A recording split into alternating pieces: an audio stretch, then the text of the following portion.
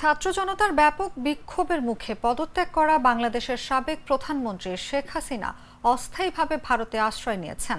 বিভিন্ন গণমাধ্যমে বলা হয়েছে, হাসিনা এখান থেকে যুক্তরাজ্যে যাবেন ও সেখানে রাজনৈতিক আশ্রয় নেবেন। তবে তার ছেলে সজীব ওয়াজেদ জয়ের দাবি, শেখ হাসিনা এখনও কোথাও আশ্রয় চাননি। বুধবার ভারতীয় সংবাদ মাধ্যম এনডিটিভিকে দেওয়া এক সাক্ষাৎকারে এমন মন্তব্য করেছেন সজীব ওয়াজেদ জয়। তিনি আরও জানান, তার মা আর রাজনীতিতে ফিরবেন না। তিনি আরও বলেন, আমাদের পরিবার এখন একসঙ্গে সময় কাটানোর পরিকল্পনা করছে, তবে আমরা কোথায় একত্র হব তা নিয়ে এখনো কোনো সিদ্ধান্ত আসেনি। জয় বলেন, আমি ওয়াশিংটনে আছি, আমার খালা লন্ডনে, আমার বোন দিল্লিতে। তিনি হয়তো এই জায়গাগুলোর মধ্যে ভ্রমণ করতে পারবেন। এদিকে শেখ হাসিনাকে আশ্রয় দেওয়ার বিষয়ে যুক্তরাজ্যের অনাগ্রহ ও যুক্তরাষ্ট্রের পক্ষ থেকে হাসিনার ভিসা বাতিলের বিষয়ে একাধিক প্রশ্নের উত্তরে সজীব ওয়াজেদ বলেন, এটি ভুল।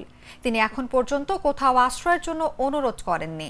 তাই যুক্তরাজ্যের সাড়া না দেওয়ার বিষয়টি সত্য নয়, আর ভিসা বাতিল করা নিয়ে যুক্তরাষ্ট্রের সঙ্গে কথা হয়নি।